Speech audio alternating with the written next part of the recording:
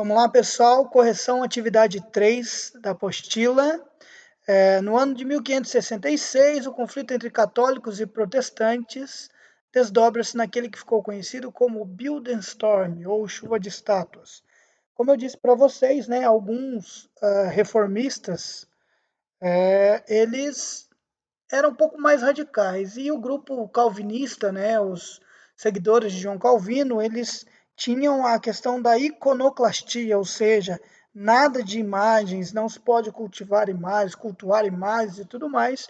E aí eles fazem esse movimento que eles invadem a igreja, destroem tudo. Esse é um movimento para mostrar alguma coisa. E a pergunta é: considerando o contexto da reforma protestante, quais seriam as motivações desses protestantes?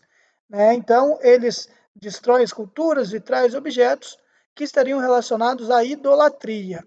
Para os protestantes, Lutero, Calvino e Henrique VIII, o culto a imagens não era considerado uma coisa boa, não era religiosamente aceito. Então, era uma maneira deles mostrarem para os católicos que eles erravam em cultuar santos. Já na questão B, pede aqui para retomar as imagens lá na abertura da unidade, né, relacionando a reforma protestante, para ver se isso pode ajudar a entender as diferenças estéticas entre as duas catedrais, entre essa catedral que foi invadida e entre a catedral que está lá na imagem. Então, o movimento calvinista está fortemente relacionado à cidade de Genebra, onde está localizada a Catedral de São Pedro. Foi a partir dessa cidade que Calvino difundiu seus preceitos religiosos. Entre os calvinistas existiam aqueles que se colocavam contrários à idolatria, aos santos e tudo mais. Isso pode ajudar a entender o fato da Catedral de Genebra não ter imagens, porque ela é da região de Calvino. Beleza? E vamos ao teste. No teste, nós temos aqui um textinho de Erasmo de Roterdã. Nós já vimos um texto dele lá no início do Renascimento. Ele tem um trecho que nos mostra um pouquinho o pensamento humanista, então ele é um pensador humanista. Tá? Hoje os bispos apenas se preocupam em apacentar-se a si próprios, oferecer conforto, né, para eles mesmos. Esquecem que a palavra bispo significa trabalho, vigilância, solicitude. Servem-se apenas de tais qualidades quando pretendem recolher dinheiro. Se os sumos pontífices ou o Papa, que estão no lugar de Cristo, se esforçassem por imitá-lo na pobreza, nos trabalhos, sabedoria, sofrimento e desprezo, não seriam eles os mais infelizes de todos os homens?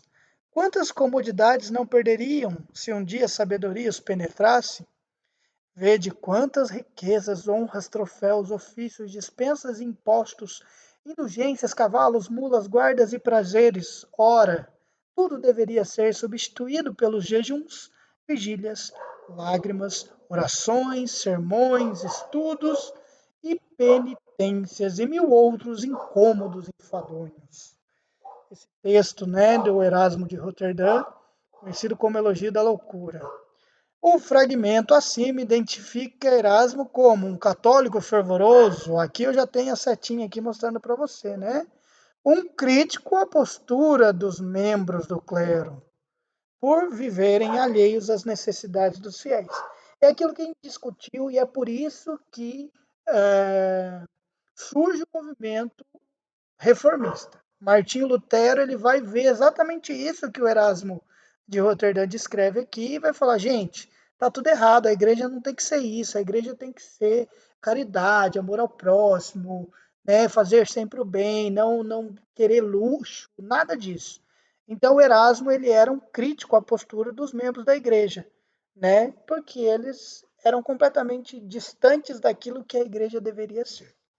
E aí nós temos um textinho embaixo de José Rivair Macedo. O estabelecimento da reforma protestante contou com o apoio de príncipes e nobres alemães.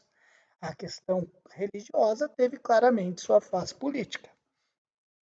Optar pela reforma significava pôr as mãos em propriedades ou direitos eclesiásticos.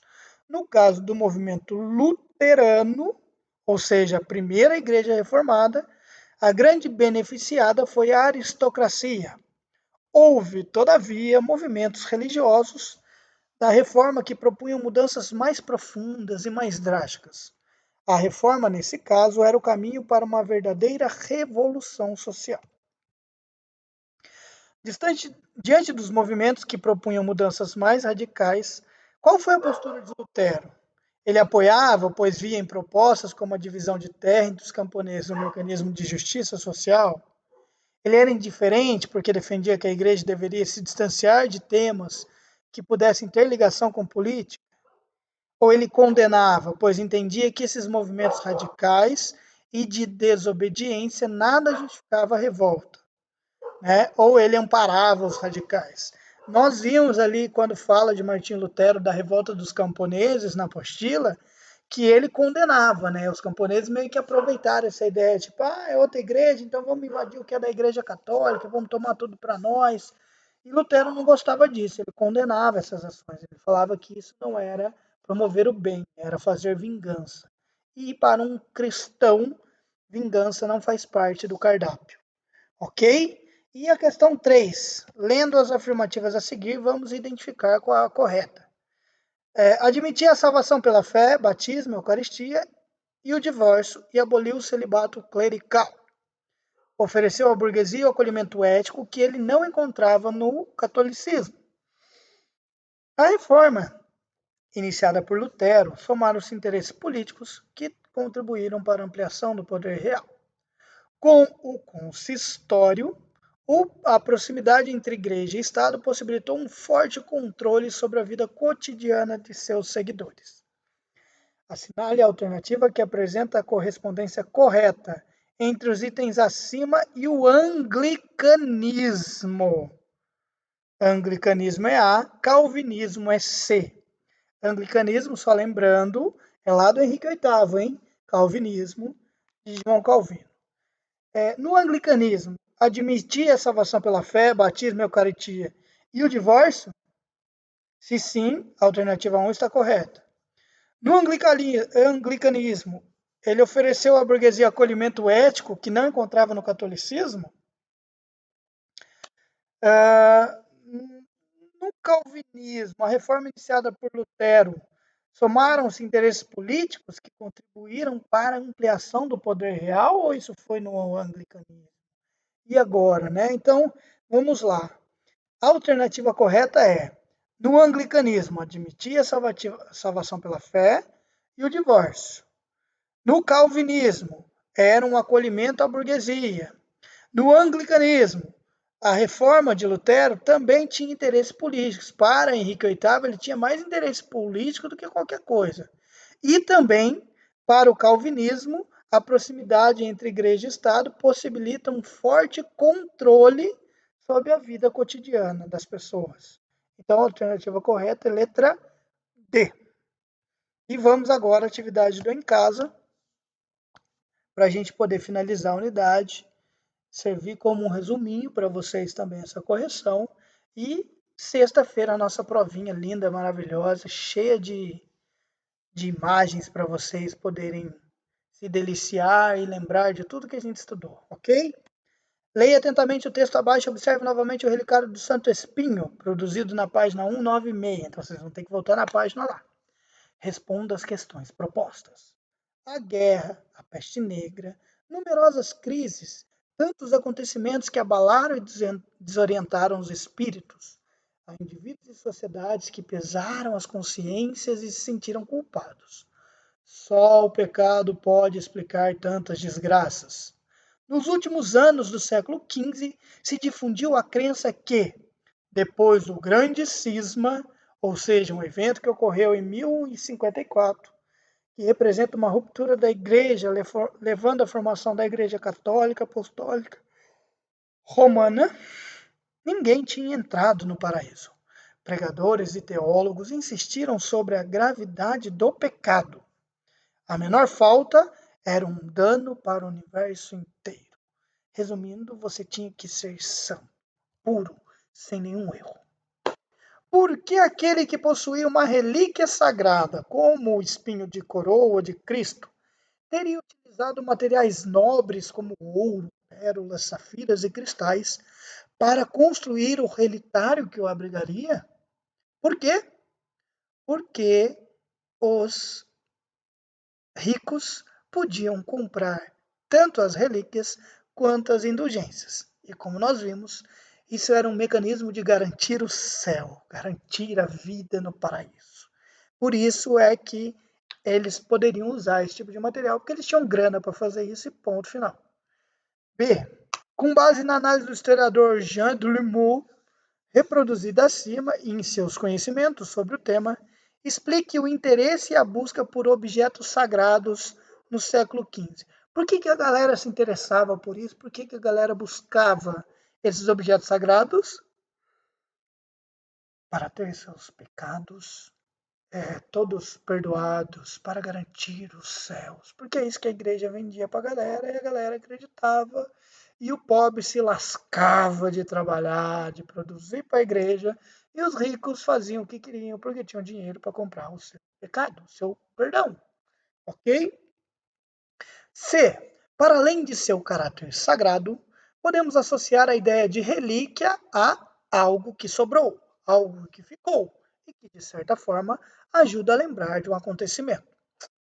Assim, é possível falar de relíquias históricas, coletivas e até pessoais.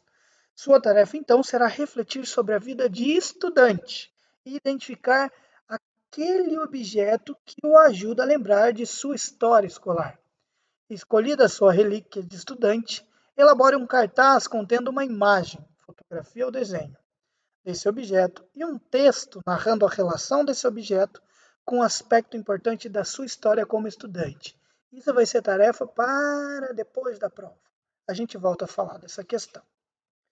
Em 1617, passados 100 anos das movimentações que se desdobraram na Reforma Protestante, lideranças religiosas perceberam a necessidade de estabelecer elementos unificadores desta religião e definiram a divulgação das 95 teses por Lutero em Wittenberg como seu momento fundante. O cartaz a seguir foi produzido para celebrar essa data. Observe a imagem e em seguida desenvolva as questões. Um cenário da Reforma Protestante de 1617. Nós temos aqui, pintando na porta de algum estabelecimento, nós temos a figura de Lutero escrevendo suas teses com uma caneta pena gigante. Aqui nós temos uma cidade identificada como Roma. Nós temos a figura aqui do Papa Leão X. E as penas de ganso são arrancadas. Uma matéria sobre a possibilidade de mais ampliação da alfabetização, ou seja, da escrita, de levar ao conhecimento. Lutero, lá em cima, lê a Bíblia sob a bênção do céu, num encontro direto com Deus.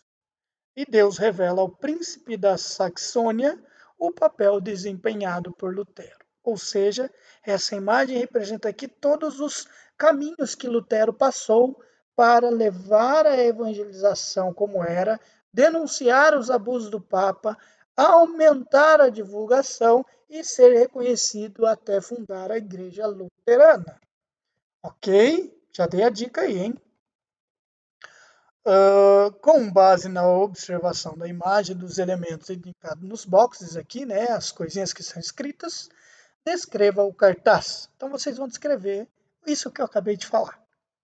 B. Você considera que o autor da gravura fez representações imparciais de Lutero e do Papa? Resposta pessoal. Qual a principal mensagem passada pelo cartaz? Já dei a dica quando expliquei o cartaz. E D. Considerando o contexto e a intencionalidade com que foi confeccionado, elabore uma frase que ajude a reforçar a mensagem presente no cartaz. Como é que a gente descreve esse cartaz aqui numa frase só?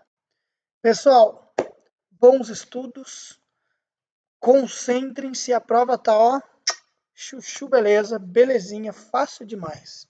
A gente se vê e valeu, tchau, tchau.